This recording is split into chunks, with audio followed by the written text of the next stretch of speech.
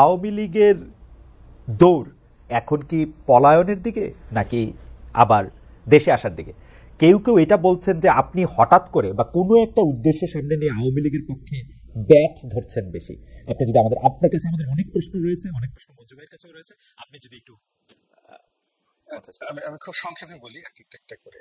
প্রথমত আমার শরীরটা ভালো যাচ্ছে, এর কারণ হলো সেই আমি আসলে 2001 সন থেকেই স্রোতের বিরুদ্ধে চলছি। 2001 থেকে 6 পর্যন্ত যেহেতু আমি আওয়ামী লীগ করতাম, ওই সময় ব্যবসা বাণিজ্য আমার এখনের চেয়ে অনেক ভালো ছিল। ফলে বিএনপির যাকে বলা হয় জুলুম বলেন, অত্যাচার বলেন, থ্রেট বলেন, হয়রানি বলেন, আমাকে পোহাতে হয়েছে। আমি যেহেতু 2001 সন থেকে ইলেকশন করার জন্য চেষ্টা করছিলাম।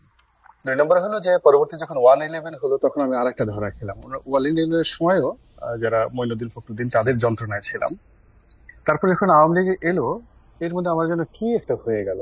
হওয়ার পরে আমার কাছে মনে হলো আমি ধর্মপুত্র যুধিষ্ঠির হয়ে যাব, দেশের পক্ষে কথা বলবো, জাতির পক্ষে কথা বলবো, এরকম একটা ভাবসাব নিজের মধ্যে চলে আসলো। এটার আমি এখনো কারণ খুঁজে পাই না। বিকজ পার্টি করতে হলে পার্টির পক্ষে থাকতে হবে, দলীয় প্রধানকে তেল মারতে হবে, তারপর শেষে সব কথা বলা যাবে না, এটা হলো একটা স্বাভাবিক বিষয়। কিন্তু আমার মধ্যে কি এমন রোগ তখন হয়ে গেল 2009 থেকে 14 পর্যন্ত, আমি এটা বলতে পারবো না। এটা আমার কাছে মনে হচ্ছে একটা জটিল চরিত্র।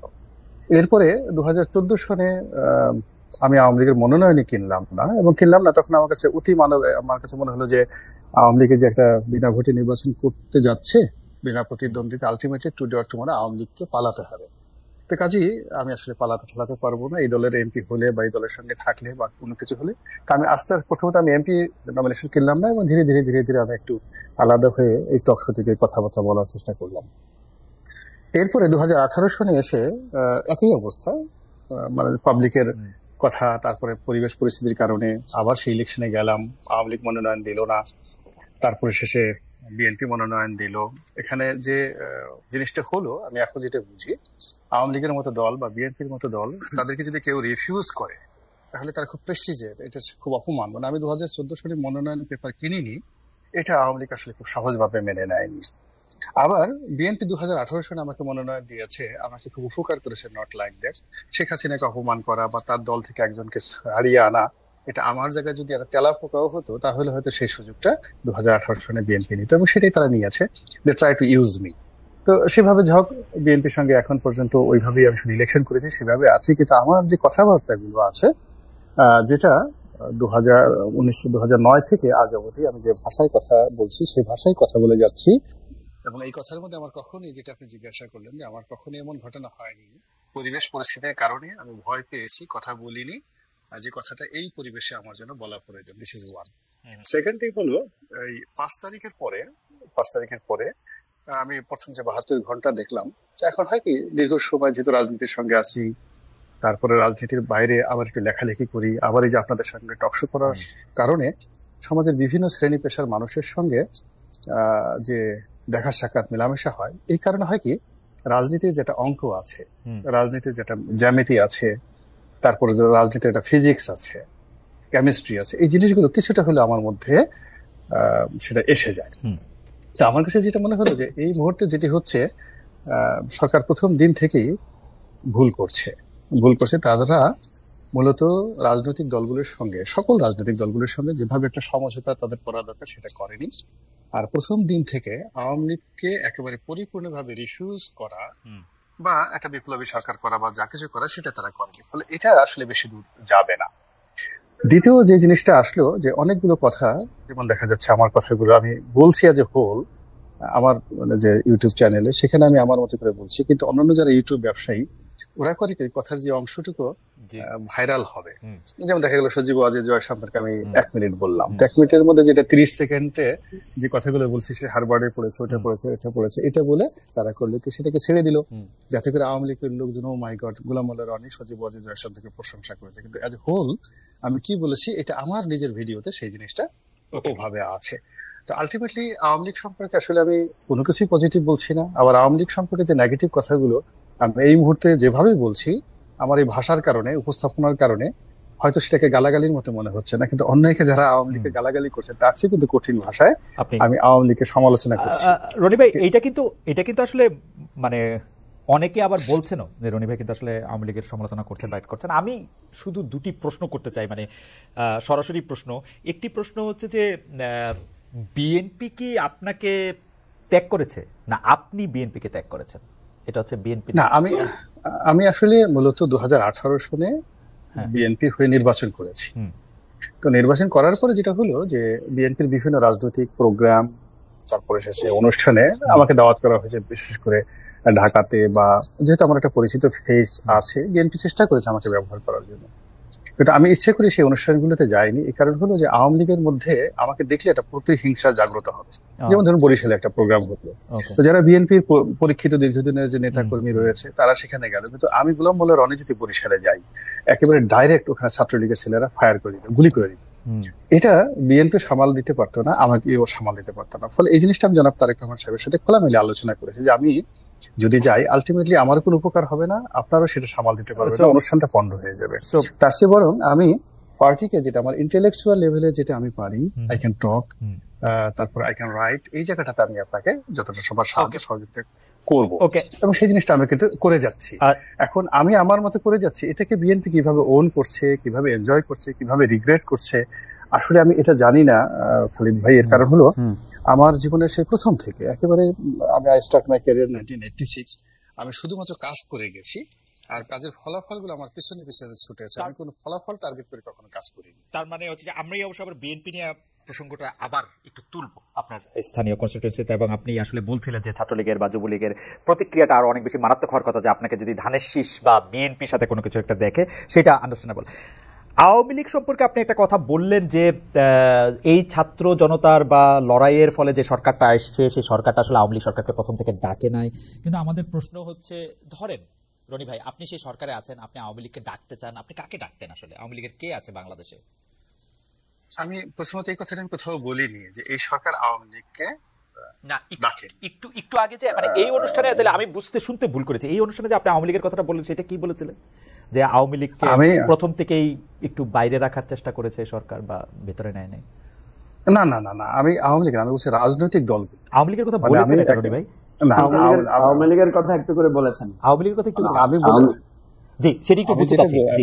আমি প্রথম থেকে যেটা বলেছি যে যদি এই সরকার একেবারে প্রথম থেকে সমস্ত রাজনৈতিক দলগুলোকে, ছোট বড় সবাই, তাদেরকে একই প্ল্যাটফর্মে এনে একটা জাতীয় সরকার টাইপের কিছু একটা করতে পারতো, বা তাদের কনসাস নিয়ে একটা সুন্দরভাবে একটা সরকার পরিচালনা করতে, এবং সম্মিলিত রাজনৈতিক সিদ্ধান্তে যদি আওয়ামী লীগ, ছাত্রলীগ, যুবলীগ সবগুলোকে নিষিদ্ধ করতো, তাহলে কিন্তু আজকে সমস্যাটা হতো না। কিন্তু আজকে যখনই আওয়ামী লীগ বা ছাত্রলীগকে নিষিদ্ধ করা হচ্ছে, ওই পলিটিক্যাল যে তাদেরকে প্রিভিলেজ দেওয়া হয়নি, এই জন্য অনেক দল দেখা গেল শুধুমাত্র এই কারণে এখন কেউ ছাত্রলীগের পক্ষে, নিষিদ্ধের পক্ষে কথা বলছে না। তো এই জিনিসটা আমি বলার চেষ্টা করছি যে বিপ্লবের প্রথম 7 days এর মধ্যে যেটা সম্ভব ছিল, ইভেন যেদিন শেখ হাসিনা পালিয়ে চলে গেলেন, ঠিক 24 ঘন্টার মধ্যে তারা যদি থ্রেট দিতেন, তাহলে জনাব চুপ্পু সাহেবও কিন্তু চলে যেতেন, একেবারে চলে যেতেন, 1 মিনিটও দেরি করতেন না তিনি। কিন্তু সকালের ওয়াজ যেমন বিকেলে হয় না, শীতকালের ওয়াজ যেমন গরমকালে হয় না, এখন পুরো পরিস্থিতিটা এমন একটা জটিল অবস্থা ধারণ করেছে যেখানে আসলে কোনো ওষুধই কাজ করবে না, কোনো পলিটিক্যাল অ্যাডভাইস কাজ করবে না। আমার মনে হয় যে আমি একটু মঞ্জু ভাইয়ের কাছে যাব। আপনি জাতীয় সরকারের কথা বলছিলেন, আপনি আওয়ামী লীগকে বলছিলেন যে প্রথম 7 দিনের মধ্যে আওয়ামী লীগের রাজনীতি নিষিদ্ধ করা দরকার ছিল, সেটি হচ্ছে যে আপনার মানে ভালো হইতো, এখন এটি অনেকটা ইয়ে হয়ে গেছে। আমি একটু বিএনপি সম্পর্কে একটু জানতে চাইবো যে জাতীয় সরকারের আহ্বান যদি বিএনপির কাছে দেওয়া হতো, তাহলে কি এটা বিএনপি নিত, বা বিএনপির জন্য কি এটা লজিক্যাল জাতীয় সরকারে জয়েন করা বা যাওয়া? বিএনপির জন্য ভালো হতো। এখন বিএনপি যে জটিলতার মধ্যে পড়েছে, মানে এখন ডক্টর ইউনূসের যে সমস্যা, বরং তুলনামূলক ভাবে আওয়ামী লীগ এখন বেটার সেভে আছে। দূরে বসে তারা দাঁত বের করে হাসতে করছে, এবং পালিয়ে থেকে নিরাপদ দূরত্ব থেকে এখন যারা তাদেরকে তাড়ানোর জন্য আন্দোলন করেছে, রক্ত ঝরিয়েছে। এখন আমরা যে নিজেরা দ্বন্দ্ব সংঘাতে জড়িয়ে পড়ছি, অবিশ্বাসে জড়িয়ে পড়েছি, আমরা অনেক কিছুতে ব্যর্থ হচ্ছি, এটা দেখে তারা এক ধরনের স্যাডিস্ট, যেটাকে বলা ইংরেজিতে, ওটা করার সুযোগ পাচ্ছে, দাঁত বের করে হাসার সুযোগ পাচ্ছে, সমালোচনা করার সুযোগ পাচ্ছে, নতুন করে স্বপ্ন দেখার সুযোগ পাচ্ছে, যুদ্ধ করার কথা হুমকি দিচ্ছে, খুনাখুনি করার কথা বলতে সাহস পাচ্ছে। এই জিনিসটাই হতো না। তো যার জন্য এখন হয় কি যে দীর্ঘদিন 15টা বছর তো এরা এই এখানে যে মঞ্জু ভাই আছেন, বা আমরা যারা বিএনপির যারা লোকজন আছে, আমাদের সবার মধ্যে কিন্তু একটা আতঙ্ক ছিল, এই কখন অ্যারেস্ট করবে, কখন বাসায় এসে ধরে নিয়ে যাবে, গুম করে নিয়ে যাবে। ফলে রাতারাতি আমাদের সবার ব্যাকবোনের মধ্যেই একটা পেইন কাজ করতো। আমাদের আসল ব্যাকবোনটা ছিল না, কিন্তু 7 তারিখের পরে দেখা গেল একটা লোহার তৈরি, স্টিলের একটা ব্যাকবোন তৈরি করে আমরা রয়্যাল বেঙ্গল টাইগার হওয়ার চেষ্টা করছি, কিন্তু সেটা আলটিমেটলি রয়্যাল বেঙ্গল টাইগার হওয়ার চেষ্টা করবে না। তবে জনাব গোলাম মাওলা রনি, মানে এটা খুবই ইন্টারেস্টিং। আপনি বলছেন যে তারা দূর থেকে হাসছে বা তারা দূর থেকে তাদের দাঁত দেখাচ্ছে, সেডিস্ট ভাবে তারা মজা নিচ্ছে। আমরা আসবো আপনার কাছে। অনেকে বলছেন যে আপনার বক্তব্যে তারা সাহস পাচ্ছে, আপনার বক্তব্যে মনে হচ্ছে যে আওয়ামী লীগ একটা বিশাল বড় একটা দল, অথচ সেই পতিত রাজনৈতিক দলটি যার প্রধানকে পালাতে হয়েছে দেশ ছেড়ে, আমার বিবেচনায় তাদের রাজনৈতিক এবং আদর্শিক ভিত্তি দুর্বল, এটা অনেকেই বলছেন। কিন্তু আপনার কথা শুনলে আবার অনেকে মনে করছে যে এটা তারা অনেক সবল, এটা অনেকে বলছেন। আমি আপনার কাছে আবার আসবো এই ব্যাপারে মন্তব্য নিতে। আমি একটু মঞ্জু ভাইয়ের কাছে আসি। জনাব মুজিবুর রহমান মঞ্জু, আমরা দেখেছিলাম যে যখন এবি পার্টি প্রতিষ্ঠিত হয় তখন এটাকে বলা হয়েছিল জামায়াতের সংস্কার পথিকদের দল। কেউ কেউ বলেছিল যে এটা জামায়াতের বি টিম, কারণ জামায়াত যদি নিষিদ্ধ থাকে তাহলে এবি পার্টির মাধ্যমে জামায়াতের মতো করে কাজ করবে। আবার আপনারা একটা লম্বা সময় জামায়াতের বিরোধিতা করেছেন, সেটা লোক দেখানো কিনা সেটা আমি জানি না। অনেকে এটা বলেছেন যে আপনারা আসলে আওয়ামী লীগের সময় তৈরি আওয়ামী লীগের সি বা ডি পার্টি। আমরা একটু শুনতে চাই যে এবি পার্টি আসলে কি। জনাব মুজিবুর রহমান মঞ্জু, যারা এগুলো বলেছেন তারা এখন কি বলছেন? এখন কি বলছেন সেটা আমরা আমরা আমরা আমরা জানতে চাইবো। দর্শকদের যদি কোনো মন্তব্য থাকে তাহলে এটা আমরা জানাবো। আমাদের মনে হয় যে এবি পার্টি আসলে কি, এই প্রশ্নটা রয়ে যাচ্ছে। আপনারা আসলে যেহেতু আওয়ামী লীগের সময়ে তৈরি, আওয়ামী লীগের হয়ে কথা বলে, বিশেষ করে জামায়াত ইসলামীর রাজনীতিকে যখন নিষিদ্ধ করা হয়েছে, তারা যখন অত্যাচারিত হয়েছে, তাদেরকে যখন বাদ দেওয়া হয়েছে, তখন আপনারা রনিবের ভাষায় বলি, আপনারা দূর থেকে তাকিয়ে তাকে একটু হেসেছেন। তো সেইটার জন্য লোকজন আপনাদের কেমন ভাবে নেয় এটা আমরা একটু জানতে চাই আপনার কাছে যে মানে। আচ্ছা, প্রথম কথা হচ্ছে যে এই প্রশ্নগুলো যখন এসেছে তখন আমরা এই প্রশ্নগুলোর ব্যাপারে তখনই জবাবগুলো দিয়েছি, কিন্তু আসল সমস্যা হচ্ছে কি আমাদের জবাবে তো মানুষ সন্তুষ্ট হবে না, মানুষ কাজ দিয়ে দেখতে চায়। যেমন ধরেন আমরা যখন, এটা আপনিও জানেন, আপনার সাথে আমার আগেও একটা শো হয়েছিল, সেখানে আমি বলেছিলাম আমাদেরকে প্রথমে দুই দিকের কথা শুনতে হয়েছে। কেউ মনে করেছে আমরা সরকারের পক্ষ থেকে সৃষ্ট একটা দল জামাতকে ভাঙার জন্য, আবার কেউ বলেছে যে আমরা জামাতেরই বি টিম, জামাতের ক্রাইসিস হয়েছে বলে তৈরি হয়েছি, জামাতের সুদিন আসলে আবার ফিরে যাব। তো এখন প্রথম কথা হচ্ছে যে সরকারের বি টিম কিনা আমরা, বা সরকারের সৃষ্ট কিনা আমরা, সেটা কিন্তু আমরা তখনই চ্যালেঞ্জ দিয়েছিলাম। এবং এরপর আপনারা দেখেছেন আমরা সংগ্রাম করেছি, আমাদের নিবন্ধন পাইনি, আমাদের দলকে অগ্রসর করতে দেওয়া হয়নি, আমাদের দলের নিবন্ধনের সব দিক থেকে যোগ্যতা অর্জন সত্ত্বেও তারা আমাদেরকে নিবন্ধন দেয়নি, এবং সরকারের গোয়েন্দা সংস্থা কিভাবে আমাদেরকে হয়রানি করেছে সে বিষয়গুলো আমরা বলেছি। আর জামাতের বিষয়টা তো তখনই ক্লিয়ার হয়েছে, আমরা বলেছিলাম যে আমরা কোনো ধর্মভিত্তিক দল না, আমরা কোনো মতাদর্শ নির্ভর দল না, আমরা সম্পূর্ণভাবে একটা মূলধারার অধিকার ভিত্তিক রাজনৈতিক দল।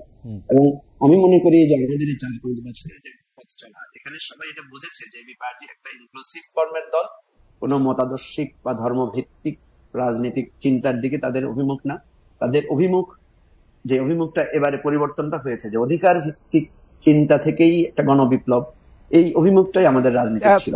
ফলে আপনি দেখবেন যে এখন অনেকেই আমাদের রাজনীতিকে গুরুত্ব দিচ্ছেন, অনেকে আমাদেরকে অ্যাপ্রিসিয়েট করছেন।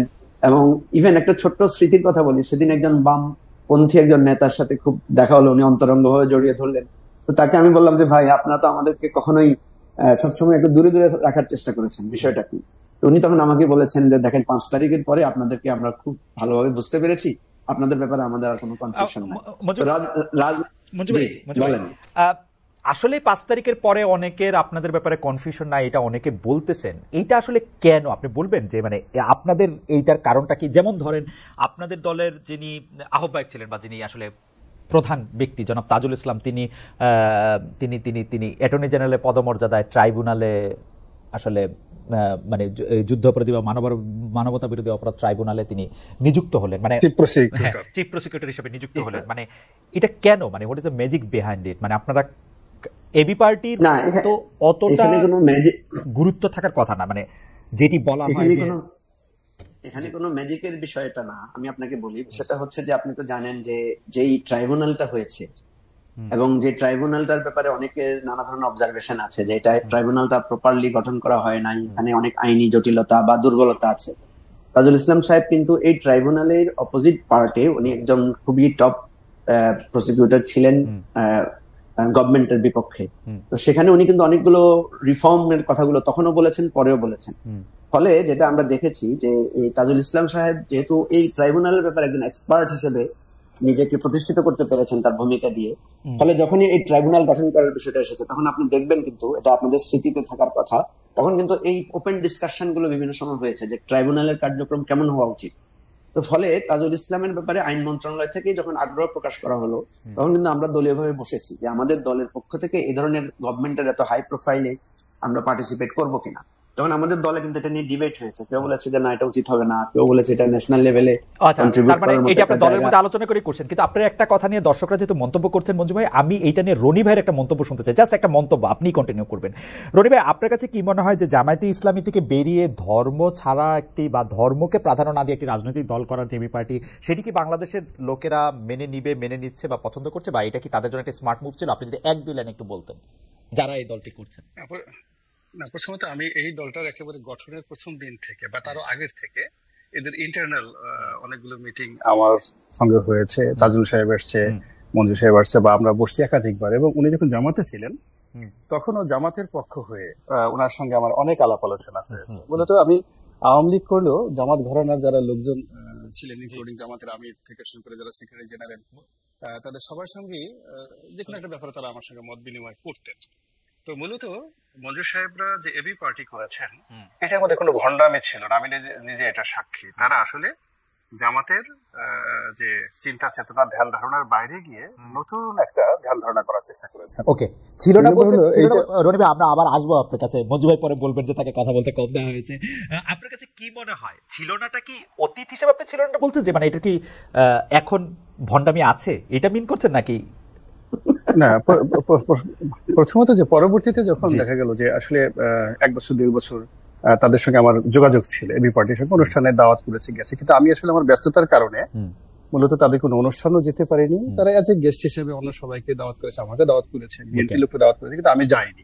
তাহলে ইন্টারনালি তাদের যে ভিতরে আসলে কি ধরনের রসায়ন ঘটছে, তারা কি সরকারের ডিজিএফআই টাকা দিয়ে পার্টি করেছে, না এসালামের টাকা দিয়ে পার্টি করেছে, না জামাতের টাকা দিয়ে করেছে, না মঞ্জু ভাইরা নিজেদের মানে শেষ সম্বল, তাদের একটা সব মিলে একটা বোধহয় ব্যবসা বাণিজ্য ছিল, তো সেখানে সম্বল দিয়ে তারা পার্টি করেছেন কিনা এটা উনরা ভালো বলতে পারে। আমরা মঞ্জু ভাইয়ের কাছে একটু শুনতে চাইবো যে মঞ্জু ভাই, আমাদের কাছে মানে বলে না কোনো একটা গুজবই আপনি বলি এখন পর্যন্ত, যেহেতু এটা আপনি ভালো বলতে পারবেন, যে জামায়াতের সাথে যেহেতু বিএনপির সম্পর্ক খারাপ, সেহেতু বিএনপি এইবার আপনাদেরকে ব্যাক করতেছে যে জামায়াতের এন্টিডোট হিসেবে। এই ব্যাপারটা কি ঠিক? আপনারা কি বিএনপি ব্যাকড পার্টি এখন? আওয়ামী লীগ আপনাদের তৈরি করলো, এখন বিএনপি ব্যাকড, এরকম কিনা ঘটনাটা? দেখেন, যে যাই বলুক, আমাদের নিয়ে আলোচনা হচ্ছে, এটা আমরা খুশি। কেউ বলছে আওয়ামী লীগ ব্যাক, কেউ বলছে বিএনপি ব্যাক, মানে আমরা গুরুত্ব পাচ্ছি, এটা হচ্ছে আমার কাছে সন্তুষ্টির ব্যাপার। তো প্রথম কথা হচ্ছে যে দেখেন, বিএনপি কিন্তু আমাদের কোনো প্রোগ্রামে আসতো না, এবং আপনি যদি দেখেন, আপনি খেয়াল করবেন যে এই বিগত সরকারের সময়ে একটা গুরুত্বপূর্ণ সময় পর্যন্ত বিএনপি আমাদের কোনো অনুষ্ঠানে দাওয়াত দিলে পর্যন্ত আসে নাই। ইভেন আমাদের বর্ষপূর্তির অনুষ্ঠানেও বিএনপি উইশ করতে আসে নাই। ইভেন আমি আপনাকে বলি, এই গোলাম মাওলা রনি ভাই আমাদের কোনো প্রোগ্রামে আসেন নাই, এই কারণে যে উনি বিএনপি দলের একজন, মানে যেহেতু ইলেকশন করেছেন, সেই কারণে না, সেই কারণে মঞ্জু ভাই আসেন নাই, কারণ আপনি কিংস পার্টি আওয়ামী লীগ আপনাদেরকে তৈরি করেছিল, সেইখান থেকে আসেন নাই। না, আমি আপনাকে বলি, প্রথম কথা হচ্ছে যে বিএনপি আসে নাই যে জামাতের সাথে তাদের যে এলাই আছে সেই সম্পর্কটা নষ্ট হবে, এই কারণে আসেন নাই। দ্বিতীয় হচ্ছে বিএনপি কখনো আমাদেরকে মানে গভর্নমেন্টের এলাই হিসেবে এটা চিন্তা করেন, আমাদেরকে খুব ভালোভাবে ওনারা বলেছেন যে দেখেন, আপনাদের মুভটাকে আমরা পছন্দ করি, আপনারা ভালো করেছেন, কিন্তু জামাতের সাথে যেহেতু আমাদের একটা রিলেশনশিপ আছে, সো আমরা সেটাকে নষ্ট করতে চাই না, এটা ওনারা আমাদেরকে বুঝিয়ে বলেছেন। আমরা ওইটাকে খুব মাইন্ড করি না। আমরা মনে করি যে আমরা যে নতুন রাজনীতির কথা বলছি, আমরা গতানুগতিক রাজনীতির সাথে কেন অযথা বাগড়া দিব, যা তাদের সাথে বিএনপি জামাতের এটা বোঝাপড়া আছে সেটা থাকুক।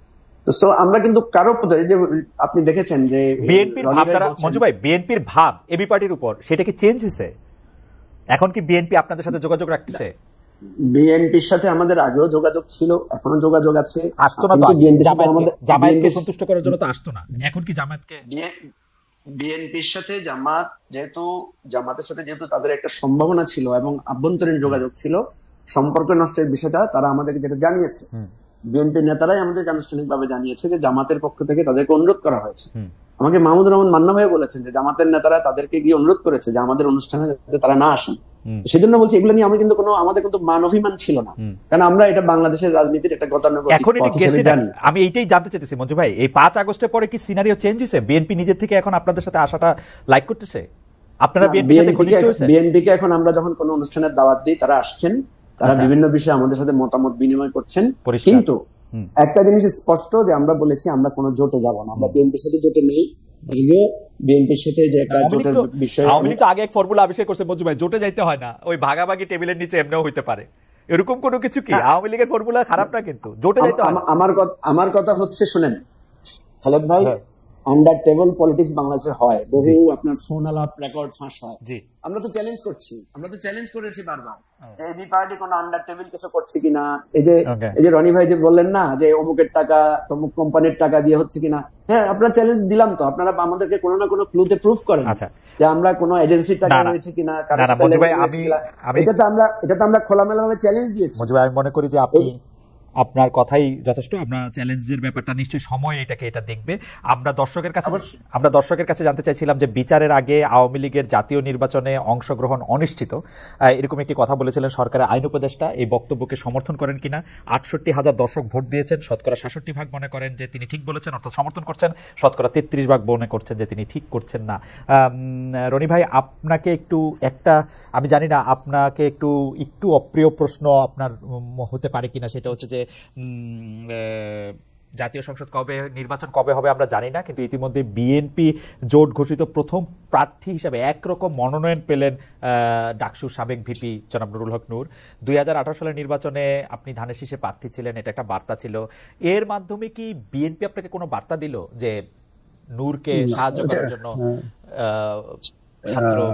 ছাত্রদল যুবদলকে বলা হয়েছে? জি না, আমার আসলে স্থানীয় যে বিএনপি, জেলা বিএনপি বা উপজেলা বিএনপির সঙ্গে আমার আসলে কোনো যোগাযোগ নেই। 2018 সালে ওই যে নির্বাচন করে আমি আসছি, এরপর আমার কোনো যোগাযোগ নেই। ওখানে বিএনপির আরেকজন প্রার্থী, মানে ওখানে মূলত আমার মামা শ্বশুর গত 4-5বার সেই ইলেকশন করেছে বিএনপির পক্ষ থেকে, তার পরিবর্তে আমাকে দেওয়া হয়েছিল। তো আমার মামা শ্বশুরের পরিবর্তে আমাকে দেওয়া হয়েছিল, কিন্তু আমার যে ইমিডিয়েট রানিং মেট আছেন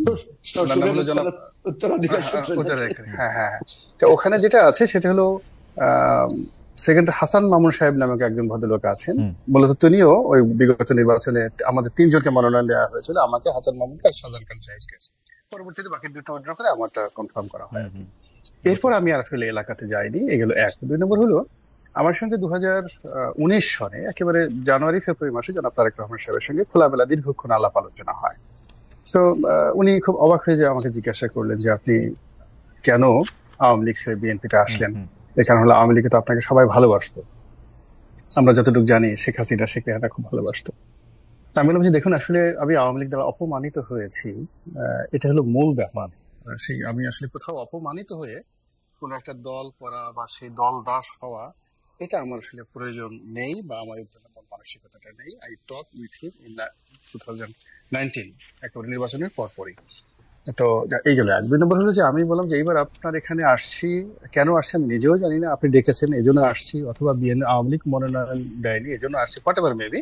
এবং আমার আসলে বিএনপির কারোর সঙ্গে কোনো যোগাযোগ ছিল না। ওই সালেহ সাহেব নামে একজন সাংবাদিক আছেন, ইত্তেফাকের ল রিপোর্টার, উনি টেলিফোন করলেন, বললেন, তারপরে শেষে বললাম আচ্ছা ঠিক আছে, অসুবিধা নেই। 2-3 দিন ভাবলাম, এরপর বললাম ঠিক আছে, লেটস ট্রাই, অপরচুনিটি একবারই আসে, দেখি কি হয়। তো যা হোক, এরপরে গেলাম। তখন আমি তারেক রহমান সাহেবকে বলছিলাম যে it may be my last election. আমি আপনি আমাকে নির্বাচনে নমিনেশন দিয়েছেন, এই পর্যন্তই আমি কৃতজ্ঞ এবং আপনার প্রতি সারা জীবন কৃতজ্ঞ থাকবো, কিন্তু এর বিনিময়ে আমি বিএনপির কোনো পদ চাই না, পদবি চাই না, এমনকি আগামীতে যে মনোনয়ন চাইবো আই এম নট শিওর। এটা কিন্তু আমি তাকে 2019 সনে জানিয়ে দিয়েছি। এখন সেই প্রেক্ষাপটটা আমি জানি, তারেক রহমান সাহেব জানেন, দলের হাইকমান্ড জানেন। এখন নুরুল সাহেব আছেন বা উপজেলা নির্বাচন আছে, এটা এখন আমি আসলে যেভাবে নিজেকে নিয়ে আমি চিন্তা করি বা আমি নিজেকে নিয়ে যেভাবে ব্যস্ত থাকি, মানে এবং আমার যারা সমালোচনা যারা করছেন, মানে আমাদের এদের চিন্তা চেতনা কর্মের মধ্যে, সফলতার মধ্যে এতটা পার্থক্য, মানে মূল ব্যাপার হলো যে আমিও তাদেরকে বুঝতে পারি, বিকজ ওই বয়সটা ওই সময়টা আমার ছিল। কিন্তু আমার যে লেভেলটা, সেই লেভেলটা যারা গালাগালি করছে, যেখানে তো সবাই নেগেটিভ কথাবার্তা বলছে, তাদের কাছে মনে হচ্ছে বিএনপির দল করাটা একটা বিশাল ব্যাপার, একটা নমিনেশন পাওয়াটা বিশাল ব্যাপার, ইলেকশন করাটা বিশাল ব্যাপার।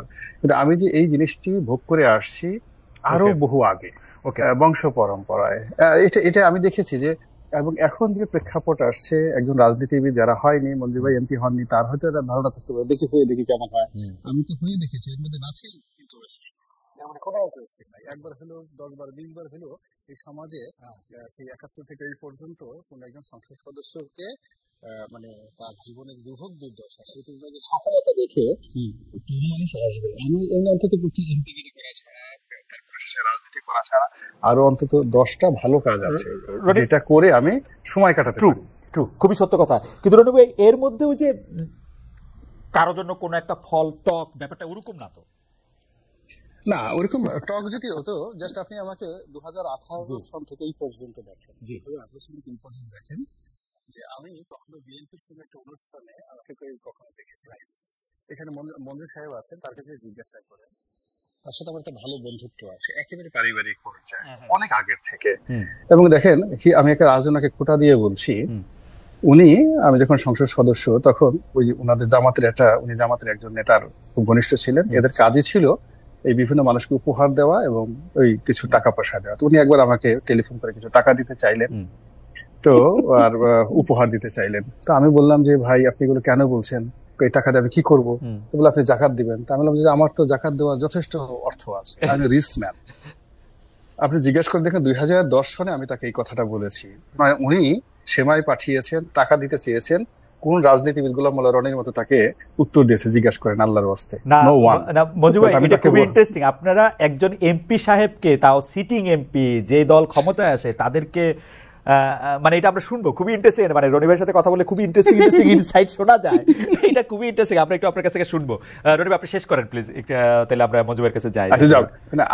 আমি বললাম যে দিস ইজ দ্য থিংস। আমি যখন আওয়ামী লীগে ছিলাম, আমার এই হাত ধরে 2009 সনের 10 ওবায়দুল কাদের সাহেব বলতেন যে রনি নেত্রী, তোমার কথা শুনে আমার কথাগুলো একটু মাঝে মধ্যে বইল। তুফাল সাহেবের মতো লোক হাত ধরে বলতো যে রনি, আমার খবর কি? আমির হোসেন আমু জিজ্ঞাসা করে দেখেন, বলতো রনি, আমার খবর কি? তুমি তো জানো সমস্ত কিছু। I was enjoying that part Awami লীগে, কিন্তু এটাকে আমি সেল করেছি, এটাকে আমি কখনো আমার নিজের কাজে ব্যবহার করেছি, ব্যবসার কাজে ব্যবহার করছি, প্রভাব করছি, আমার শত্রু বলতে পারবে না। সিমিলারলি দেখেন 2011 সন থেকে, মানে 18 সন থেকে এখন পর্যন্ত টিল টুডে আওয়ামী লীগ না বিএনপির এমন কোন শীর্ষ নেতা নাই যারা আমাকে ভালোবাসেন না, সম্মান করেন না, মর্যাদা দেন না। এবং আমি যদি একটা টেলিফোন করি, এই ফোন ধরবেন না বা কল ব্যাক করবেন না, বিএনপির এরকম কোন শীর্ষ নেতা নেই। এই আপনার অনুসারে বলছি। কিন্তু দেখেন, এত সুসম্পর্ক থাকা, ইনক্লুডিং জনাব তারেক রহমান সাহেব সহ সবার সঙ্গে এরকম সম্পর্ক থাকা সত্ত্বেও আজ পর্যন্ত বিএনপির অফিসের একটা কমিটির জন্য, আমার নির্বাচনী এলাকার একজনের একটা পদবীর জন্য, কোনো কিছুর জন্য আপনি বিএনপির যে কোনো লোকে জিজ্ঞাসা করেন বিজ্ঞাপন দিয়ে যে আমার পক্ষ থেকে একটা ফোন গেছে কিনা বা কোনো তৎপরতা গেছে। রনি ভাই, আপনাকে ধন্যবাদ। রনি ভাই, আপনাকে ধন্যবাদ। আমরা একটু মঞ্জু ভাইয়ের কাছে যাই। মঞ্জু ভাই, প্রথম কথা, আপনি যদি একটু সংক্ষেপে বলতেন, জামায়াতে ইসলামের পক্ষ থেকে গুরুত্বপূর্ণ লোক এবং স্বয়ং এমপি সাহেবকে টাকা এবং এটা দেওয়া হয়েছিল, এটা একটা কি মানে চলের মধ্যে ছিল, বা এটা স্বাভাবিকভাবে এটা দেওয়াই হয় সবাইকে? রনি ভাই যে কথাটা বলেছেন, আসলে কিছুটা একটু পার্থক্য করে বলেছেন, কিছুটা মিস ইন্টারপ্রিটেশন হতে পারে। আমার যতটুকু মনে পড়ে যে উনার কোন একটা সাহায্য সংস্থা থেকে কুরবানি উপলক্ষে দুস্থ লোকদের জন্য কুরবানির বাবদ কিছু পশু, মানে গরুর ব্যাপারটা এসেছিল। তো যারা পাঠিয়েছে তারা রনি ভাইয়ের সামহাও ভক্ত ছিলেন। তো তারা আমার সাথে কমিউনিকেট করেন যে রনি ভাইয়ের, আমি তো এমনিতে এগুলাতে করি, আমার দরকার না। তখন রনি ভাইকে আমি বলেছিলাম, তাহলে ঠিক আছে, আপনার নামে আমরা একটা কাজ করতে পারি, সেটা দুস্থ সাংবাদিকদের জন্য আমরা এটা করতে পারি। তখন রনি ভাই এগ্রি করেছিলেন। রনি ভাই এটা মনে থাকার কথা, দুস্থ সাংবাদিকদের জন্য আমরা ওই ওনার যে অ্যালোকেশন ছিল ওটার গরুটা কোরবানি দেওয়া হচ্ছে। এটা অ্যাকচুয়ালি জামাতের পক্ষ থেকে না, এটা হচ্ছে একটা আন্তর্জাতিক সাহায্য সংস্থা থেকে। তো রনি ভাই আজকে উনার কিন্তু প্রচুর জামাতের ফ্যান আছেন, উনি আজকে এটা বলে কিন্তু জামাতের লোকদের ফ্যান কিন্তু কমে যাবে। রনি ভাই, আচ্ছা মঞ্জু ভাই, আমরা প্রশ্নটা করি, জামাতের ফ্যান ব্যাপারটা নিশ্চয়ই জামাতের ফ্যানরা দেখবেন। আমি যেটা প্রশ্নটা করতে চাই, আপনি সম্প্রতি প্রথম আলো থেকে একটি সাক্ষাৎকার দিতে গিয়ে আপনি বলেছিলেন যে আওয়ামী লীগকে নিষিদ্ধ করার ব্যাপারে, আপনি বলেছেন যে একটি জনমত তৈরির বিষয় আছে। আপনি জনমত তৈরির বিষয় আছে বলছেন, আপনার কাছে কি মনে হয় না যে এই জনমত 5ই আগস্টই অলরেডি তৈরি হয়েছে? আওয়ামী লীগ নিষিদ্ধ করার ব্যাপারে আর কি অপেক্ষা আপনি করছেন? আমাদের দলের পক্ষ থেকে আমরা একটা কথা বলেছি যে একটা পাবলিক হিয়ারিং শোনার জন্য। অর্থাৎ আওয়ামী লীগ এই গত 15 বছর ধরে, এর আগে তো আছেই, ধরেন আমরা যেটা ছোট ছিলাম 71 থেকে 75-এ নানা কথা আমরা শুনেছি, কিন্তু সেই জিনিসগুলো ডকুমেন্টারি এভিডেন্স খুব কম আছে। না, আমরা যেটা বলতে চেয়েছি যে আওয়ামী লীগকে নিষিদ্ধ করার প্রক্রিয়াটা এমন ভাবে করা উচিত যে কারা কারা আওয়ামী লীগের দ্বারা ক্ষতিগ্রস্ত, যেমন যে সমস্ত ছাত্ররা ক্ষতিগ্রস্ত, যে সমস্ত নারীরা ক্ষতিগ্রস্ত, যে সমস্ত রাজনীতিবিদেরা ক্ষতিগ্রস্ত, যে সমস্ত পুলিশ অফিসাররা ক্ষতিগ্রস্ত, যে সমস্ত নানা পেশাজীবীরা ক্ষতিগ্রস্ত, এখন পর্যন্ত তারা পাবলিক হিয়ারিং এর মাধ্যমে, এটা কোনো আইনগত প্রক্রিয়া হবে না, এটা হবে একটা পাবলিক ডকুমেন্ট যে একটা রাজনৈতিক দল কিভাবে ফ্যাসিবাদের একটা প্রবক্তা হয়ে যায়, ফেসিবাদের কণ্ঠ হয়ে যায়, একটা গণতান্ত্রিক কণ্ঠ, একটা স্বাধীনতা যুদ্ধের। মঞ্জু ভাই, আপনারা এই কথাটা বলছেন এটা কথার কথাই তো, তাই না? মানে আপনারা কতজন লোকের হিয়ারিং নেবেন, কিভাবে হিয়ারিং নেবেন? না, কথার কথা না, আমরা অলরেডি একটা প্রস্তাব দিয়েছি এবং আমি খুব হোপফুল, খালেদ ভাই, আমি খুব হোপফুল যে গভর্নমেন্ট এটা করবে। আমরা পাবলিক হিয়ারিং এর ব্যবস্থা করতে বলেছি এই জন্য যে মানুষের মনে আমরা চাই যে আওয়ামী লীগকে নিষিদ্ধটা যাতে শুধু আইনের পর্যায়ে না থাকে, শুধু রাজনৈতিক ভাবে না হয়, রাজনৈতিক, সামাজিক, একেবারে সাংস্কৃতিক ভাবে আওয়ামী লীগের যে জেনুইন জায়গাটা কেউ যাতে কখনো বলতে না পারে যে আওয়ামী লীগের ব্যাপারে আমরা অবিচার করেছি। সেটেলড একটা ইস্যু নিয়ে স্বাভাবিক ফৌজদারি জায়গা থেকে আপনারা এটা নিয়ে রাজনীতি কেন করতে চাচ্ছেন? আওয়ামী লীগকে যে বিতাড়িত করা হয়েছে, শেখ হাসিনা এত সাংঘাতিক রকমের সংবিধান, এত সাংঘাতিক রকমের সবকিছু নিয়েও এই দেশ ছেড়ে উনি চলে যেতে বাধ্য হয়েছেন, পালাতে বাধ্য হয়েছেন। যদিও রনি ভাই পালিয়েছেন এটি বলতে চান না, নাকি বলেন আমি জানি না, কিন্তু ঘটনা হচ্ছে তো এটা তো সত্যি। এটাকে আর আপনি জনগণের আর কি ম্যান্ডেটের মধ্যে চান আপনি? আমি এটাই জন্যই লাগবে ভবিষ্যতের প্রজন্ম এবং ভবিষ্যতে কোন রাজনৈতিক দল যাতে এইভাবে ফেসিবাদের যেই চরিত্রে আবির্ভূত হতে না পারে। আপনাকে একটা মনে রাখতে হবে, আমরা কেন হিস্ট্রি পড়ি, আমরা কেন সিরাজউদ্দৌলার কাহিনীটা এখনো পড়ি, এখনো কেন সিরাজউদ্দৌলা পরাজিত হয়েছিল, তারপরে কেন সিরাজউদ্দৌলা আমাদের জন্য ইন্সপিরেশন, কেন এখন আমরা লক্ষণ সেনের পলায়নটাকে আমরা স্মরণ করি। এই হিস্ট্রিটা সাংস্কৃতিক ভাবে, আপনাকে আমি বলি খালিদ ভাই, আমাদের দেশে কি আইন করে মীর জাফরকে বেঈমান হিসেবে আমাদের কোন সংবিধানে বা কোনো আইনে লেখা হয়েছে? হয় নাই। এটা সাংস্কৃতিক ভাবে হয়েছে যে মীর জাফর নামটা কেউ এখন লিখে না। এই কালচারাল বিষয়টাকে আমরা তুলে আনতে বলেছি যে কালচারালিও আওয়ামী লীগকে নিষিদ্ধ করতে হবে, যে কালচারালিও যাতে মনে করে আওয়ামী লীগ সেটার জন্য তো আর হিয়ারিং দরকার হয় না, আওয়ামী লীগ মানে হচ্ছে একটা খুনি। সেটার জন্য তার হিয়ারিং দরকার হয় না। আইনগত এটার মধ্যে পলিটিক্সটা আমি বুঝতে চেষ্টা করতেছি। সত্যি মজু ভাই, আসলে এত তর্ক আপনার সাথে আমি করতাম না, আমি পলিটিক্সটা বুঝতে চেষ্টা করতেছি। কারণ হচ্ছে যে আওয়ামী লীগ যে বাংলাদেশে 15 বছর ধরে ভোট দেয় নাই, না করছে, বিভিন্নভাবে ইনস্টিটিউশনগুলিকে ধ্বংস করছে, এইটা জনগণ একরকম ভাবে ব্যাপারটা সেটেল, অ্যাটলিস্ট মেজরিটি জনগণ আওয়ামী লীগের কিছু সাপোর্টার সবসময় থাকবে। এইটার মধ্যে আর হিয়ারিং করে আপনারা কি অর্জন করতে চাচ্ছেন সেটা আমি একটু বুঝতে চেষ্টা করতেছি। এটা তো ধরেন আমরা এই জেনারেশন দেখছি, এই জেনারেশন কাছে এস্টাবলিশ, কিন্তু ফিউচার জেনারেশনের কাছে কি থাকবে? আপনাকে আমি যে কথাটা বলতে চাচ্ছি, দেখেন পাকিস্তান কিন্তু একটা ঐক্যবদ্ধ সংগ্রামের মাধ্যমে অর্জিত রাষ্ট্র। সেই রাষ্ট্রের মধ্যে অল্প কিছুদিনের বৈষম্য, 47 থেকে আপনার 71-এর মধ্যে যে বৈষম্যটা আমরা ভোগ করেছি, এই বৈষম্য আকারে আমাদের ভাষা আন্দোলন, আমাদের এই যে বৈষম্যটা তারা পূর্ব আর পশ্চিমে ভাগ করেছে, সেটা কিন্তু সেভাবে উঠে এসেছে বলেই এই জায়গায় একটা স্পষ্ট ভেদরেখা তৈরি হয়েছে যে ওরা এবং আমরা। এজন্য আপনাকে এই সামাজিক সাংস্কৃতিক যুদ্ধটা করে আপনার কাছে মনে হয় যে আওয়ামী লীগের নাম করে এরকম একটা ভেদরেখা আবার সৃষ্টি করার চেষ্টা করা হচ্ছে? ধরেন আওয়ামী লীগ গত 15 বছরে 17 বছরে অনেক অন্যায় করছে, অত্যাচার করছে, ইনস্টিটিউশনগুলি ধ্বংস করছে, শেখ হাসিনার তার জন্য বিচার হওয়া উচিত, আওয়ামী লীগের সবার বিচার হওয়া উচিত, কিন্তু আওয়ামী লীগের যে বয়ানগুলি সেগুলির একটা এন্টিথিসিস দাঁড় করানোর একটা চেষ্টা, সেইটা করা হচ্ছে সেই বয়ানগুলির মাধ্যমে। এবং এটা একটা, আপনার কাছে কি মনে হয়, একটা অপচেষ্টা না? আওয়ামী লীগ করছে বলেই সব জিনিস খারাপ হয়ে গেছে, ব্যাপারটা তো এরকম না। না, বিষয়টা হচ্ছে যে আপনাকে মনে রাখতে হবে যে শেখ হাসিনার প্রত্যেকটা কথা, আওয়ামী লীগ নেতাদের প্রত্যেকটা বয়ান তারা কিন্তু করেছে কিসেকে সামনে রেখে? তারা মুক্তিযুদ্ধকে, মুক্তিযুদ্ধের চেতনাকে সামনে রেখে করেছে। মুক্তিযুদ্ধের চেতনাকে সামনে রেখে তারা 2000 ভুয়া মুক্তিযোদ্ধা তৈরি করেছে যার বয়স 50-এরও কম।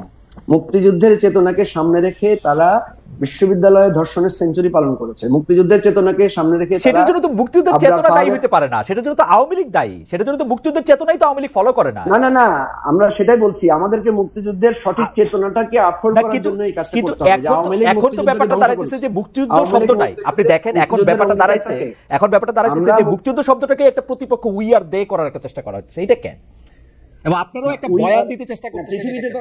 পৃথিবীতে তো সাদা এবং কালো, আলো এবং আঁধার, ন্যায় এবং অন্যায়, সাম্য এবং বৈষম্য, এই দুইটা জিনিস তো চিরস্থায়ী ভেদরেখা।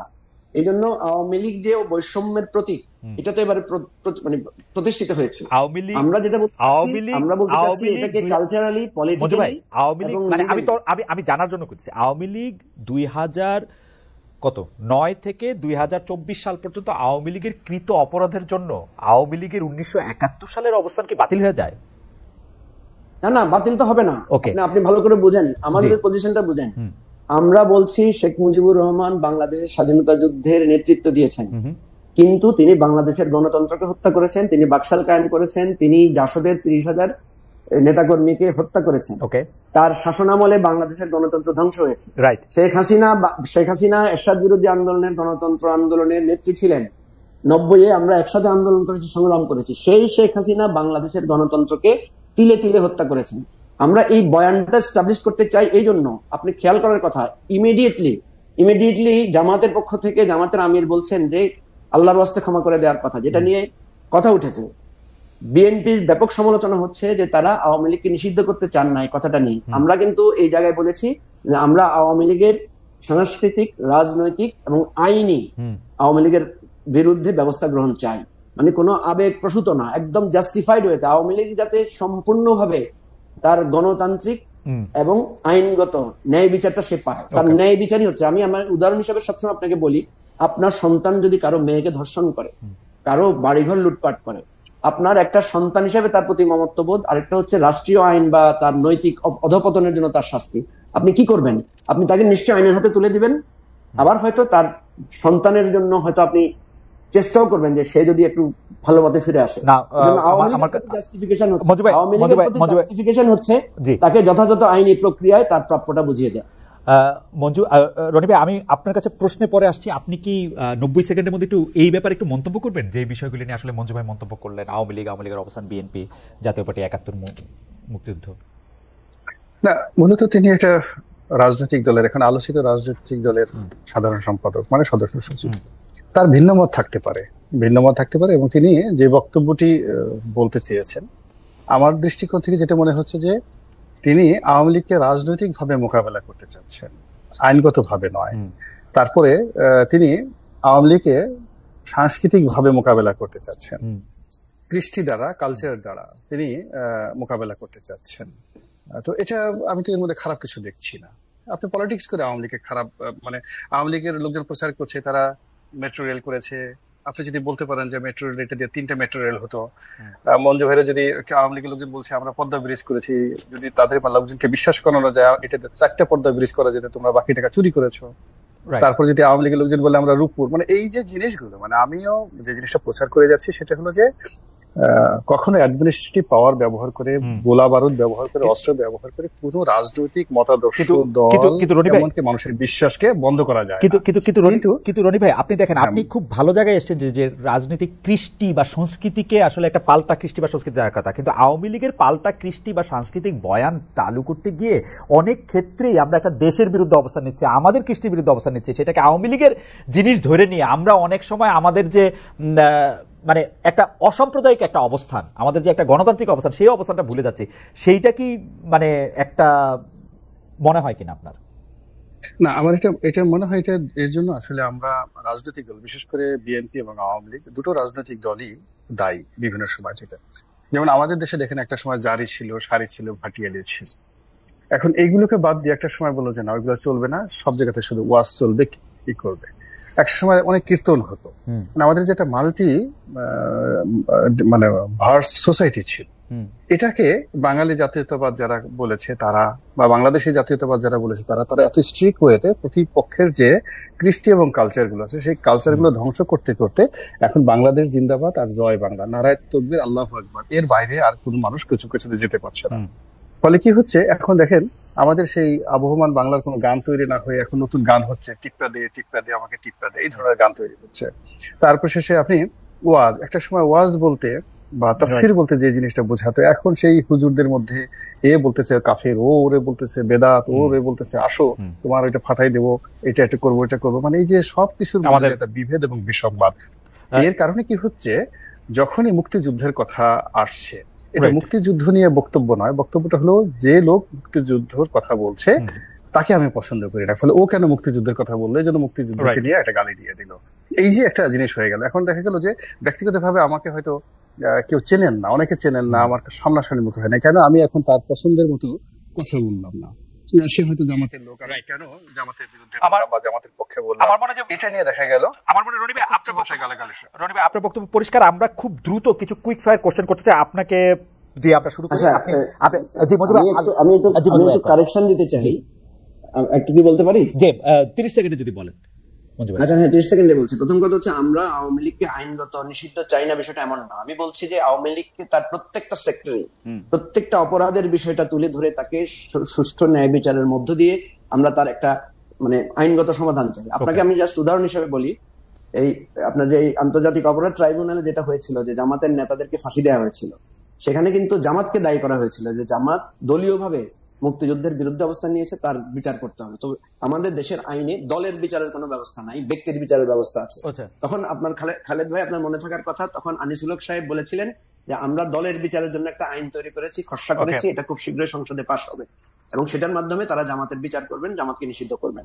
আমার কথা হচ্ছে, দলীয়ভাবে একটা দল যখন গণতন্ত্র ধ্বংস করে, গণহত্যা করে, লাখ টাকা লুটপাট করে, এই দলীয় বিচারের আওয়ামী লীগের বিচারটা যাতে ন্যায়সঙ্গত ভাবে হয়। আচ্ছা, ওকে। এবং একইভাবে সামাজিক সাংস্কৃতিক রাজনৈতিক বিচারটা হয়।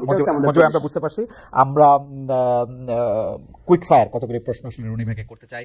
রনি ভাই, সরকারের কবে নাগাদ ইলেকশনে ঘোষণা দেওয়া উচিত? as early as possible. If possible, এটা যদি তারা ফেব্রুয়ারি মাসের মধ্যে দেয় তাদের জন্য ভালো। ফেব্রুয়ারি মাসের মধ্যে ইলেকশনের ঘোষণা দেওয়া নাকি ইলেকশন করা? ইলেকশন করা। সরকারের এই মুহূর্তে প্রায়োরিটি কি দেওয়া উচিত ইলেকশন ছাড়া? কোনটা? টপ তিনটা যদি বলেন। 1 নম্বর আইন শৃঙ্খলা, ওকে। 2 নম্বরে কর্মসংস্থান, 3 নম্বরে মানুষের মনে আশার সঞ্চার করা, হোপ এই তৈরি করা। 5 তারিখ ক্ষমতা নেওয়ার পরে এই সরকারের সবচেয়ে বড়, আমি ভুল বলবো না, মানে কোন জিনিসটা রিরাইট করতে পারতো, বা আপনি হলে? না, আমি হলে আমি তো এগুলো নিয়ে নিজে, আমার কাছে যেটা মনে হচ্ছে যে আমি এই সরকারকে নিয়ে আমার যে স্বপ্ন ছিল, ভালোবাসা ছিল, শ্রদ্ধা ছিল, আকাঙ্ক্ষা ছিল, অনেকগুলো বিষয় ছিল, এই একটা জায়গাটাতেও সরকার টাচ করতে পারেনি। আর এমন কতগুলো ঘটনা ঘটছে যেটা আসলে আমি কখনো স্বপ্নে কল্পনাও করিনি। বাংলাদেশে এটা মব জাস্টিস হবে, বাংলাদেশে এরকম কোনো বিশৃঙ্খলা হবে, এটা যা কিছু হয়েছে এটা যেমন আমি কল্পনা করতে পারিনি, আবার এর কাছে আমার যে স্বপ্ন ছিল, প্রেম ছিল, ভালোবাসা ছিল, সহমর্মিতা ছিল, ইট ইজ আওয়ার গভর্নমেন্ট। আমরা বিপ্লব করেছি, আমরা এর জন্য যার যার অবস্থান থেকে কোটি কোটি মানুষ যা কিছু করেছে, আমাদের সঙ্গে তার যেটা অ্যাডাপশন ছিল, আপনার স্বপ্নের জায়গাটা টাচ করে নাই, আপনার স্বপ্নের জায়গাটা টাচ করে নাই, সেটি আপনি বলছেন? একদমই না। আচ্ছা, আর একটা প্রশ্ন হচ্ছে যে আপনি আপনার রাজনৈতিক ভাষ্যে আপনি স্পষ্ট বলছেন যে বর্তমান নেতৃত্বের মাধ্যমে বাংলাদেশ আওয়ামী লীগ আর রাজনীতিতে ফিরতে পারবে না। নতুন নেতৃত্বের মধ্যে আপনি কাকে দেখেন? নিজেকে দেখেন কিনা, সোহেল তাজকে দেখেন কিনা, বা আর কোনো নাম আপনার মাথায় আসে কিনা? না, আমি নিজে প্রথমত আমি একটা জেলা পর্যায়ের নেতা হওয়ার মতো যোগ্যতা আমার নেই, এটা হলো আমার ব্যাপার, আমার বক্তব্য।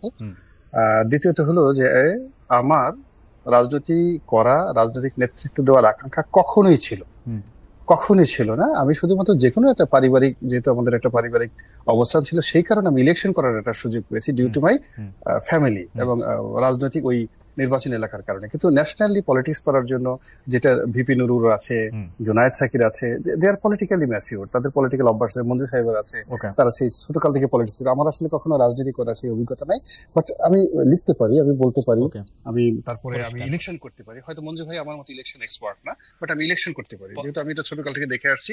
আমাকে যদি কোনো জায়গায় প্রার্থী করা হয়, কি করে জিতে আসতে হয়, I know it better than somebody. Election engineering করে নাকি আপনার ক্যারিশমা? ইঞ্জিনিয়ারিং করলে 2014-18 অপরচুনিটি, আমার সুযোগটা ছিল। শেষ প্রশ্ন, আপনি নিশ্চয়ই খেয়াল করেছেন যে মানে আপনার জন্য এই কুইক ফায়ারের শেষ প্রশ্ন, যে সম্প্রতি প্রশ্ন থেকে তালিকা করে আওয়ামী লীগ আমলে সাংবাদিক নেতাদের, তখনকার প্রভাবশালী সাংবাদিকদের আর্থিক বিষয়ে তদন্তের উদ্যোগ নেওয়া হয়েছে। একদল সাংবাদিকদের অ্যাক্রিডিটেশন কার্ড, সচিবালয় পাস বাতিল করা হয়েছে। আপনি একসময় সাংবাদিক, গণমাধ্যমের জন্য পরিস্থিতিটা আসলে কেমন? 71 টিভি দখল, সময় টিভি চাঁদাবাজি, আজই এরকম একটা ভিডিও ব্লগ ছেড়েছেন, আমরা দেখেছি। আওয়ামী লীগ সরকারের সময় যারা টকশোতে কথা বলেছে তাদের পক্ষে লিখেছে, তাদের উস্থিতি গিয়েছেন, এমন একাধিক জুলাই আগস্ট হত্যাকাণ্ডের ঢালা মামলারও আসামি। আপনি যদি, আমার প্রশ্নটা বড় হয়ে গেল কিন্তু আপনি উত্তরটা যদি ছোট করে দেন, আসলে সাংবাদিকদের জন্য কেমন সময়টা? সাংবাদিকদের জন্য খুবই অবমাননাকর, লজ্জাকর, এবং আমি মনে করি যে কাজটি করেছে এটার একটা ফিনিশ হওয়া উচিত। অর্থাৎ এই যে এটা শুধু যেন তদন্তে থেমে না থাকে, যারা সত্যিকার অর্থে এই অপকর্ম করেছে তারা সবাই যেন শাস্তির আওতায় আসে এবং একটা দৃষ্টান্ত তৈরি হয় যেন ভবিষ্যতে দালাল সাংবাদিক তৈরি না হয়। এই গেল এক। আর দ্বিতীয় যেটা আছে সেটা হলো ধরুন ৭১ যেভাবে আমরা মানে ২১শে টেলিভিশন দখল করা হয়েছিল, এটা আমরা ঘৃণা করি। তো এখন দেখা গেল ৭১ টেলিভিশন আবার যদি কাউন্টার পক্ষ শুনেছি দখল হয়ে গেছে। তারপর সময় টিভি, একজন রাজনৈতিক নেতা এই সময় টিভিতে কোনো আক্রমণ করা হবে না, ইত্যাদি হবে না, বিনিময়ে সেখানে লেনদেন, বিভিন্ন সামাজিক মাধ্যমে সকল কথাবার্তা চালু হয়ে গেছে। তো এই জিনিসগুলো আসলে সুরা হওয়া দরকার। এগুলো যদি না হয় তাহলে তো আসলে ওই যে আগে যেভাবে তালিকা করে শীর্ষ ৫০ জন সাংবাদিকরা আপনি সবকিছু শেষ করে দিন, আবার আরো যদি ৫০ জন তালিকা ভবিষ্যতের জন্য হয়ে যায় তাহলে তো এই জগতে আর কেউ দাঁড়াবে না, সব মাথাগুলো সব নষ্ট হয়ে যাবে। তার জন্য আমার মনে হয় যে এই ব্যাপারে সতর্ক হওয়া উচিত। এই জন্য আমি কথাটা আজকের যে ভিডিওটা দিয়েছি যে ৭১ টিভি, সময় টিভি, এখান থেকে শিক্ষা নিতে হবে আমাদেরকে।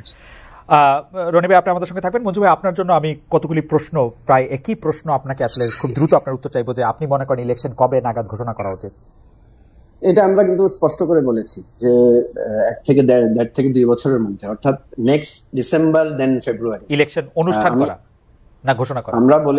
আমরা বলেছি যে একটা ফ্রি অ্যান্ড ফেয়ার ইলেকশন করার জন্য বিগত সময় আমরা দেখেছি কেয়ারটেকার সরকার ৩ মাসের মধ্যে সেটা পারে, কিন্তু সেটা হচ্ছে একটা ওয়েল সেট আপ অ্যাডমিনিস্ট্রেশনের। তাহলে আপনি বলছেন যে এখন আমাদের ১.৫ বছর। হ্যাঁ, কারণ আপনার পুলিশই তো নাই, এখন পুলিশই নাই, ভোটার লিস্ট ত্রুটিপূর্ণ, অ্যাডমিনিস্ট্রেশন এখনো সেট আপ প্রপারলি তার শেপ নেয় নাই। সুতরাং এটা সেট আপ এমন না তো যে জামায়াত সাথে আপনাদের একটা অবস্থানগত মিল অমিল বা জামায়াতের সাথে তাকিয়ে থেকে আপনার কোনো সিদ্ধান্ত নিচ্ছেন না, এটা আপনাদের নিজস্ব সিদ্ধান্ত? না, এটা আমরা পার্টি হিসেবে প্রথম পার্টি যারা স্পেসিফিক একটা টাইম স্কেজুয়াল আমাদের পক্ষ থেকে বলেছে। সবাই তো বলছে যে যৌক্তিক সময়, আমরা একটা ব্যাখ্যাও দিয়েছি ১ থেকে ২ বছর, এটা যৌক্তিক সময়। ওকে মঞ্জু ভাই, সরকারের প্রায়োরিটির ক্ষেত্রে কি হওয়া উচিত এই মুহূর্তে? দেখেন, ফার্স্ট প্রায়োরিটি হচ্ছে সাধারণ মানুষ কিন্তু সংস্কার বোঝে না। সাধারণ মানুষ বোঝে তার নিত্যদিনের জীবনযাত্রার ব্যাপারটা। নিত্যদিনের জীবনযাত্রায় স্বস্তিটা হচ্ছে প্রথম প্রায়োরিটি, সেকেন্ড হচ্ছে সংস্কার, থার্ড হচ্ছে ইলেকশন। এই ৩টা প্রায়োরিটি আমার কাছে। ওকে, নিত্যদিনের তো আপনার কাছে কি মনে হয় যে সরকার কি ভুল করেছে ৫ আগস্ট থেকে, বা কোন জিনিসটা আসলে না করলে পারতো? আপনারা হলে কোন জিনিসটা করতেন না? স্পেসিফিক কোনো কিছু ভাবনা আছে কিনা? প্রধান উপদেষ্টার সাথে যখন প্রথম মিটিং হয়, প্রথম আশঙ্কাটা আমরা প্রকাশ করেছিলাম যে আপনাদের সাথে প্রথম গ্যাপটা হবে পলিটিক্যাল পার্টিগুলোর। সেটাই কিছুটা হয়েছে। এখন তারা কিছুটা এটাকে মানে আমি মনে করি যে কিছুটা মেকআপ করার চেষ্টা করছেন। ২ নম্বর যেটা হচ্ছে যে সরকারের ফার্স্ট প্রায়োরিটি দেওয়া উচিত ছিল নিত্যদিনের আমাদের বাজার পরিস্থিতি, যানজট এবং প্রশাসনকে একটা স্টেবল জায়গায় নেওয়া, পুলিশকে একটা স্টেবল জায়গায় নেওয়া। প্রথমেই স্বরাষ্ট্র মন্ত্রণালয়ে ২ বার চেঞ্জ করাটা, এটা আমার কাছে মনে হয় টেকনিক্যাল ভুল হয়েছে। আমরা একটু মঞ্জু ভাই আমরা একটু দর্শকদের উদ্দেশ্যে বলি। আপনারা জানেন যে আমাদের ইউটিউবের এই শো আসলে চ্যানেল 24-এও সরাসরি দেখানো হচ্ছে, কিন্তু চ্যানেল 24-এর নিয়মিত খবর এবং অনুষ্ঠানের জন্য চ্যানেল 24 এখন ফিরে যাচ্ছে তাদের স্টুডিওতে। আমরা থাকছি আর কিছুক্ষণ আসলে আমাদের 2 অতিথিকে দিয়ে। মঞ্জু ভাই, আপনি কন্টিনিউ করবেন। তাহলে আপনি বলছিলেন যে সরকারের ভুলের মধ্যে স্বরাষ্ট্র মন্ত্রণালয় 2 বার পরিবর্তন করা অতি অল্প সময়ের মধ্যে, সেটি স্বরাষ্ট্র মন্ত্রণালয়টাকে খুব স্ট্রংলি পজিশন নেওয়া দরকার ছিল। সেই জায়গায় এখনো উইকনেস সিরিয়াসলি রয়ে গেছে। ওকে, এই সরকার সাংবাদিকদের জন্য কেমন, সংবাদ মাধ্যমের জন্য কেমন, গণমাধ্যমের জন্য কেমন? সংবাদ মাধ্যমের জন্য জায়গাটা আসলে শুধু সংবাদ মাধ্যম আলাদা হবে না, টোটাল জায়গাটা এত বেশি ফ্রেজাইল, আমাদের এখানে এত বেশি ভগ্ন অবস্থা হয়েছে। সাংবাদিকদের জায়গাটা সবচেয়ে বেশি ক্ষতিগ্রস্তটা হয়েছে। আপনি জানেন যে লাস্ট শেখ হাসিনার উপস্থিতিতে সাংবাদিকদের যে একটা মিটিং হয়েছিল, সেখানে সাংবাদিকদের পক্ষ থেকে যারা মালিকরা বা বড় বড় সম্পাদকেরা যে ধরনের অ্যাগ্রেসিভ বক্তব্য দিয়েছেন, সেটা ছিল বাংলাদেশের ইতিহাসের জন্য সবচেয়ে ভয়াবহ। এবং এটার কারণে আজকে সংবাদপত্র, আজকে টেলিভিশন গুলো একটা বিপদে পড়েছে। তো আমরা চেষ্টা করছি এই বিষয়টা যাতে আরো কিভাবে কম ক্ষতিগ্রস্ততা দিয়ে এটাকে সেভ করা যায়, এটাকে আবার একটা শেপে আনা যায়। কিন্তু দুর্ভাগ্য হচ্ছে যে বাস্তবতাটা খুবই আমাদেরকে উপলব্ধি করতে হবে। কারণ আপনি জানেন যে আমাদের দেশের মানুষ এমন একটা ট্রমার মধ্যে দিয়ে গিয়েছে, এই ট্রমাটা রিকভারি হতে একটা নির্দিষ্ট সময় লাগবে। তারপরে আমরা বারবার বলছি যে সংবাদ মাধ্যমকে যদি আমাদের এই হিংসা বিদ্বেষের ভেতর থেকে বাইরে রাখা যেত, আমরা অনেক উপকৃত হতাম। মঞ্জু ভাই, আপনাকে ধন্যবাদ। আমার শেষ প্রসঙ্গ আজকের জন্য, অনেকেই প্রশ্নটা আসলে মন্তব্যটা আমার জন্য মানে আমাকে উদ্দেশ্য করেও করেছেন, মানে আমাদের 2 সম্মানিত অতিথির উদ্দেশ্য করেছেন। আমরা প্রথমে রনি ভাইকে শুনবো, পরে মঞ্জু ভাইকে শুনবো। রনি ভাই, প্রসঙ্গটা হচ্ছে এরকম, কেউ আমাকে প্রশ্ন করছেন যে আপনি কি মনে করেন আওয়ামী লীগের কোটি কোটি সমর্থক রয়েছেন এবং তাদেরকে এই রকম কথা বলেই শুধু ভেনিশ করে দেওয়া যাবে, বা ভেনিশ করাটা আপনারা ভেনিশ ধরে নিবেন, এটা হওয়াটা কি বাস্তব কিনা? রনি ভাই, আপনি যদি 1 মিনিট একটু মন্তব্য করতেন যে আওয়ামী লীগের কোটি কোটি সমর্থক আছেন, আমরা কি আসলে তাদেরকে নাই বললাম, তারা নাই হয়ে গেল, এরকম হওয়া সম্ভব কিনা? না, অসম্ভব। আরেকটা লাইন কি বলবেন? একটু ব্যাখ্যা কি বলেন? মূলত হয় কি, আপনি যদি সংখ্যা তত্ত্ব ধরেন, আপনি যদি যুদ্ধ করতে যান কারোর সঙ্গে, 100 লোক সঙ্গে যুদ্ধ করতে হলে আপনাকে অ্যাটলিস্ট 90 জন লোক লাগবে। তো কাজেই আওয়ামী লীগের যদি কোটি কোটি লোক থাকে সারা বাংলাদেশে ছড়িয়ে ছিটিয়ে, তাদের অন্তর থেকে আওয়ামী লীগকে দূর করার জন্য, শরীর মন মানুষের থেকে দূর করার জন্য আপনাকে ঠিক সমপরিমাণ সংখ্যক লোক লাগবে। এটা কেবলমাত্র বিএনপির আছে। তো বিএনপি তো প্রথম থেকে চেষ্টা করেছে, বিভিন্ন সময় সেটা পারেনি। দ্বিতীয়ত হলো যে আওয়ামী লীগ একটা বিশ্বাস, একটা আদর্শ, একটা ভালোবাসা, এবং সেখানে আওয়ামী লীগ ধরে যদি নেতিবাচক ধরে, নেতিবাচক অনেক কিছু আছে। সব মিলিয়ে মানে আওয়ামী লীগের যে একটা কম্প্যাক্ট পলিটিক্যাল থিওলজি রয়েছে, পলিটিক্যাল ধর্মতত্ত্ব যেটা রয়েছে, ওটা মানে ঠিক অনেকে যেমন বদরুদ্দীন সাহেবের মতো লোক বলেছেন যে মুসলিম লীগের মতো আওয়ামী লীগের অবস্থা হবে, কিন্তু নট লাইক দ্যাট। মুসলিম লীগ যেভাবে ধ্বংস হয়েছে, ওটার প্রেক্ষাপট আওয়ামী লীগ সেভাবে হবে না। ফিউডাল সোসাইটিকে নিয়ে করতে হবে। রনিভাই আপনাকে ধন্যবাদ। মঞ্জু ভাই আপনার 1 মিনিট, আমার আসলে সময় শেষ, তারপরও আপনাকে। আমি মনে করি রাজনীতির মূল জায়গাটা হচ্ছে নৈতিকতা। নৈতিকতা যদি মানুষের মানে বিপর্যয় নামে, তাহলে সংখ্যাতত্ত্ব সেখানে কাজ করে না। এটা 75-এও দেখা গেছে যে একটা ভয়ানক পরিস্থিতির মধ্যে আওয়ামী লীগ একেবারে নাই হয়ে গিয়েছিল। সেখান থেকে কিন্তু বিরোধী পক্ষের ভুলের কারণে আওয়ামী লীগ আবার উত্থান ঘটেছে। এবারেও আমি একই রকম ঘটনা মনে করি যে আওয়ামী লীগ যে নৈতিকভাবে পরাজিত হয়েছে, নৈতিকভাবে বিপর্যস্ত হয়েছে, বিরোধী পক্ষ যদি ভুল করে তাহলে আওয়ামী লীগের উত্থানের সম্ভাবনা রয়েছে। আদারওয়াইজ আওয়ামী লীগ ঘৃণিত দল হিসেবে শুধু বাংলাদেশে না, সারা বিশ্বব্যাপী এই দলের আর নৈতিক উত্থানের সুযোগ নাই যদি তারা তাদের চিন্তা এবং মতবাদকে যদি তারা পরিবর্তন না করে।